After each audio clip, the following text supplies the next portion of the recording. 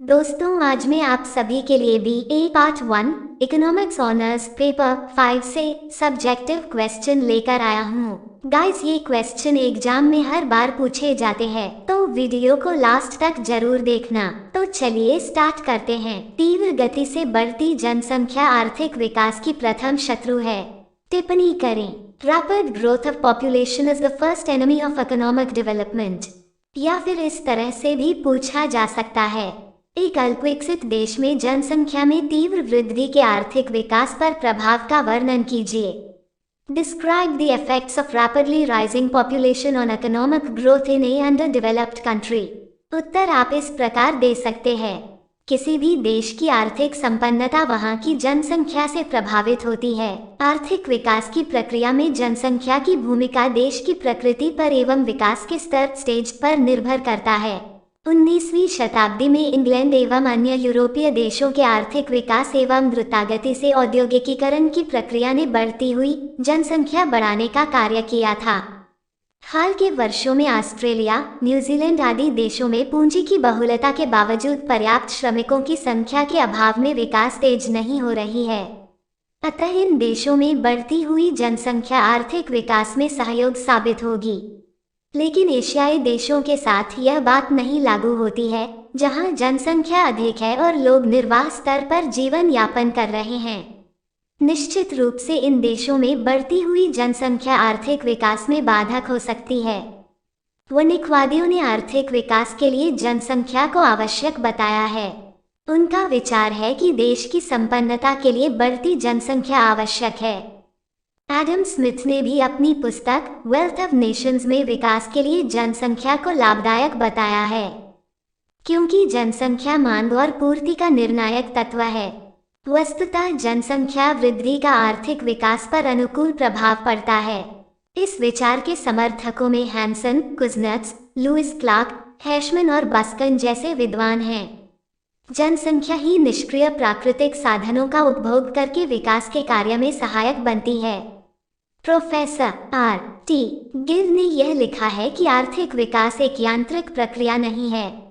अंतिम रूप से यह एक मानवीय उपक्रम है और अन्य मानवीय उपक्रमों के समान इसका परिणाम अंतिम रूप से इसे संचालित करने वाले लोगों की कुशलता, गुण और प्रकृतियों पर निर्भर करती है।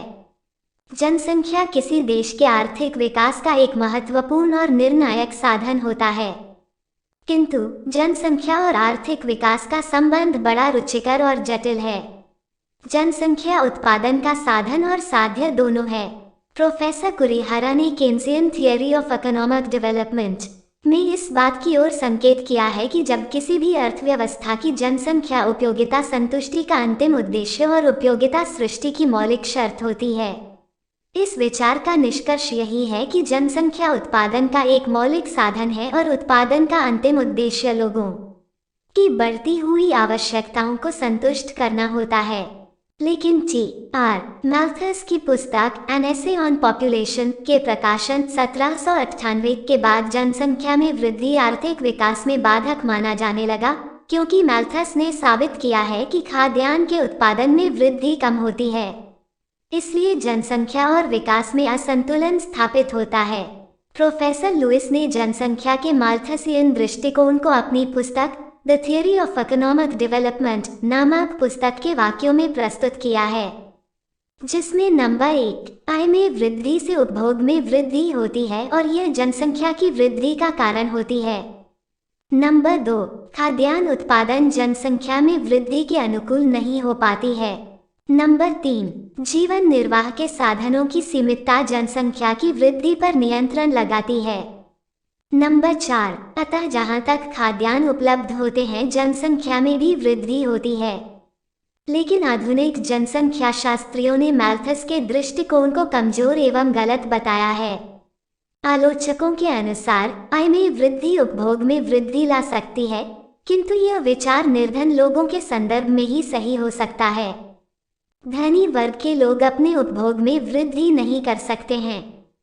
खाद्य पदार्थों में जनसंख्या से बहुत अधिक वृद्धि हो सकती है।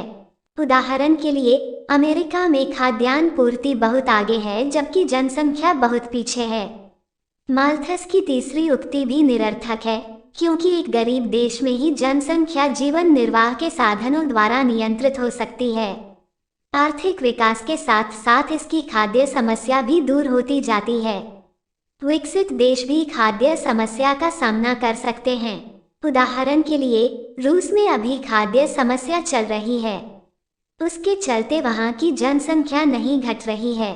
आर्थिक विकास के साथ जनसंख्या में घटने की प्रवृत्ति होती है। मार्थस के अनुसार जनसंख्या आर्थिक विकास पर निर्भर करता है, न कि आर्थिक विकास जनसंख्या पर। किंतु अपने आर्थिक विकास के प्रतिकृति में रिकार्डो ने जनसंख्या की व्याख्या एक परतंत्र चल के रूप में की है। जनसंख्या वृद्धि की दूर पूंजी निर्माण की दर पर निर्भर करती है। रिकार्डो का यह तर्क है कि पूंजी निर्माण में वृद्धि मजदूरी दर को बढ़ा देती है, बाद में जनसंख्या को बढ़ाती है। फिर भी रिकार्डो इस विचार से भली भांति परिचित प्रतीत होते हैं कि दीर्घकाल में पूंजी निर्माण जनसंख्या की वृद्धि से बढ़ सकती है। एडम स्मिथ और मार्क्स जनसंख्या और आर्थिक विकास के बीच अपेक्षाकृत कम बेलोचपूर्ण संबंध की व्याख्या करते हैं। उदाहरण के लिए स्मिथ ने लिखा है कि पूंजी निर्माण में वृद्धि के कारण श्रमिकों की मांग में वृद्धि होती है, किंतु वे इस प्रतिक्रिया के आधार पर दीर्घकालीन जीवन स्तर मजदूरी की चर्चा नहीं करते। इस काम को मार्क्स ने पूरा किया है। उनके विचार में साधारण मजदूरी केवल मजदूरों की रक्षा के लिए पर्याप्त नहीं होती है, बल्कि यह उनकी संख्या को बढ़ाती है। मार्शल, रॉबर्टसन, पिगन इत्यादि नवशास्त्रीय अर्थशास्त्रियों की चिंतन धारा में जनसंख्या एक स्वतः निर्धारित तत्व के रूप में आती है। उनका यह विचार है कि जनसंख्या और आर्थिक विकास के संबंध में हम कोई सामान्य सिद्धांत की व्याख्या नहीं कर सकते हैं। वे इस बात को स्वीकार करते हैं, और जैसा कि प्रिंसिपल्स ऑफ इकोनॉमिक्स के 4th अध्याय में मार्शल ने लिखा है कि आर्थिक ही नहीं बल्कि जटिल साधन भी जनसंख्या वृद्धि को प्रभावित करते हैं। लॉर्ड केन्स ने आर्थिक विकास और जनसंख्या के बीच जो प्रत्यक्ष संबंध होता है उसकी एक नवीन व्याख्या प्रस्तुत की है। उनके विश्लेषण से यह पूरी तरह स्पष्ट हो गया है कि बेकारी का सबसे बड़ा कारण प्रभावयुक्त मांग में कमी का होना है। यदि यह बात सही है तो माल्थस के सिद्धांत की उपादेयता यही समाप्त हो जाती है। केन्स ने some economic consequences of declining population में यह दृष्टिकोण प्रस्तुत किया है कि जनसंख्या में वृद्धि आर्थिक विकास को प्रोत्साहित करती है। आधुनिक अर्थशास्त्री हैंसन, मिसेस रॉबिन्सन, कलीकी, हिक्स आदि अर्थशास्त्रियों ने केन्सियन विचार को और अधिक विकसित किया है। हैंसन के विचार में जनसंख्या में वृद्धि उपभोग संबंधी वस्तुओं की मांग में वृद्धि करती है, आवास सुविधाओं के लिए भार डालती है, पूंजी की सीमांत उत्पादकता बढ़ाती है तथा विनियोग के अवसरों का विस्तार करती है। कुल मिलाकर यह कहा जा सकता है कि आर्थिक विकास पर जनसंख्या की वृद्धि का अनुकूल असर पड़ता है। शास्त्रीय और केन्सियन विचारों में काफी दुराव नजर आता है। रिकार्डो ने अपने विश्लेषण में इस बात की पुनरावृत्ति अनेकों बार किया है कि जनसंख्या में लगातार वृद्धि मजदूरी में ह्रास के कारण होती है। हैंसन ने एक प्रौढ़ अर्थशास्त्रीय की तरह यह कल्पना किया है कि जनसंख्या में किसी भी तरह की वृद्धि आर्थिक विकास को प्रोत्साहित करती है। प्रोफेसर हैरड के विकास मॉडल में जनसंख्या की वृद्धि की दर और प्राविधिक विकास की दर दोनों मिलकर प्राकृतिक विकास की दर GN निर्धारित करते हैं।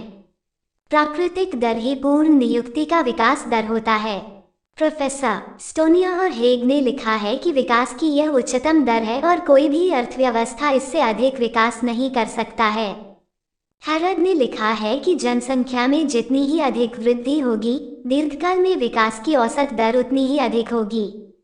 उन्होंने यह भी लिखा है कि विकास की प्राकृतिक दर विकास की वांछित दर GW से कम है, तो इसका यह मतलब है कि अर्थव्यवस्था में बेकारी की समस्या वर्तमान है। उनका यह विचार है कि बेकारी की समस्या को भी जनसंख्या बढ़ाकर दूर किया जा सकता है। इस प्रकार जनसंख्या और आर्थिक विकास के संबंध में केन्सियन और उत्तर केन्सियन दृष्टिकोण शास्त्रीय दृष्टिकोण से सर्वथा भिन्न है। शास्त्रीय दृष्टिकोण जनसंख्या वृद्धि को विकास का बाधक मानता है, जबकि केन्सियन और उत्तर केन्सियन दृष्टिकोण जनसंख्या वृद्धि को आर्थिक विकास का आवश्यक तत्व मानता है। किंतु उत्तर केन्सियन अर्थशास्त्री M. कलेकी ने इकोनॉमिक डायनामिक नामक पुस्तक में लिखा है कि केवल जनसंख्या में वृद्धि पर्याप्त नहीं है, बल्कि सबसे आवश्यक बात यह है कि जनसंख्या में वृद्धि के साथ साथ क्रय शक्ति में भी वृद्धि होनी चाहिए। उन्होंने स्पष्ट लिखा है कि केवल दरिद्रों की संख्या में वृद्धि से बाजार का विस्तार नहीं हो सकता। संक्षेप में, अल्प विकसित देशों के विकास पर तेज जनसंख्या वृद्धि के परिणाम इस प्रकार व्यक्त किए जा सकते हैं। नंबर 1, जनसंख्या वृद्धि से प्रति व्यक्ति आय कमती है। भूमि पर जनसंख्या का दबाव बढ़ जाता है तथा उपभोग वस्तुओं की लागतों में वृद्धि होती है। उपभोग बढ़ जाने से बचत हो पाती है। इस प्रकार विनियोग और उत्पादन में कमी आती है, फिर पूंजी निर्माण की दर घटती है। नंबर 2, जनसंख्या वृद्धि से रहन सहन के स्तर में कमी आती है, क्योंकि जनसंख्या वृद्धि से जीवन लागत में वृद्धि होती है, जीवन प्रत्याशा कम होती है, इसलिए जीवन स्तर में कमी आती है। नंबर 3, अर्धविकसित देशों के लोगों की मुख्य पेशा खेती है।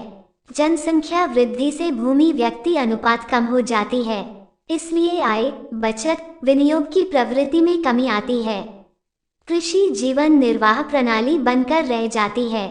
नंबर 4, बढ़ती हुई जनसंख्या बेरोजगारी को बढ़ाती है, क्योंकि उस अनुपात में रोजगार के अवसर, कला कौशल, प्रशिक्षण की सुविधाओं का विस्तार नहीं बढ़ता है। अनुपूरक साधनों की कमी से श्रम शक्ति बेकार पड़ी रहती है। नंबर 5, अर्धविकसित अर्थव्यवस्थाओं में जनसंख्या वृद्धि से कार्यशील संख्या में वृद्धि नहीं होती है, बल्कि बच्चे और बूढ़ों की संख्या अधिक रहती है जो उपभोक्ता होते हैं। उत्पादक युवा वर्ग कम होता है, अतः श्रम शक्ति में भी जनसंख्या वृद्धि से ह्रास होती है।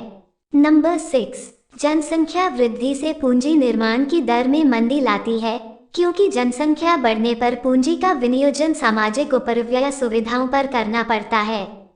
इससे तुरंत राष्ट्रीय उत्पादन नहीं बढ़ता है, इसलिए प्रति व्यक्ति आय कमती है। ऐसी स्थिति में उपभोग व्यय भी बढ़ते हैं, फलतः सरकार को करें लगाना भी मुश्किल हो जाता है। नंबर 7, तेजी से बढ़ती हुई जनसंख्या अर्धविकसित देशों में खाद्य संकट पैदा करती है, जिससे इन देशों को खाद्यान्न आयात करना पड़ता है। नंबर 8, अर्धविकसित देशों में जनसंख्या वृद्धि से घरेलू उपभोग में वृद्धि होने से निर्यात अतिरेक घट जाता है, इसलिए प्रतिकूल भुगतान संतुलन बन जाता है। नंबर 9, अर्धविकसित देशों में जनसंख्या बढ़ने से उपभोक्ता वस्तुओं की मांग बढ़ जाती है। इस अनुपात में पूर्ति नहीं बढ़ती है, इसलिए स्फीति तेज होती है। नंबर 10, बढ़ती जनसंख्या इन देशों में पूंजी निर्माण की दर को घटाकर प्रौद्योगिकी को नीचे स्तर पर रखता है। नंबर 11, मेयर महोदय का कहना है कि पिछड़े हुए देशों में जनसंख्या की वृद्धि पूंजी विस्तार करने वाले विनियोगों एवं नवप्रवर्तनों को प्रोत्साहित नहीं करती है। इन्हीं सब कारणों की वजह हैशमैन ने कहा है कि population pressures are a clumsy and stimulant to economic development. निष्कर्षतः यह कहा जा सकता है कि विकासशील देशों में बढ़ती हुई जनसंख्या आर्थिक विकास में बाधक है, बशर्ते कि उनकी क्रय शक्ति में वृद्धि न होती हो। तो दोस्तों, आज के लिए इतना ही। उम्मीद है आपको ये हमारी वीडियो पसंद आया होगा। अगर आपके कोई प्रश्न हो तो कमेंट में जरूर लिखना और वीडियो को लाइक करना। चैनल पे नए हो तो चैनल को सब्सक्राइब जरूर करना। फिर मिलते हैं और एक नए वीडियो के साथ। तब तक के लिए अपना ख्याल रखना। धन्यवाद दोस्तों।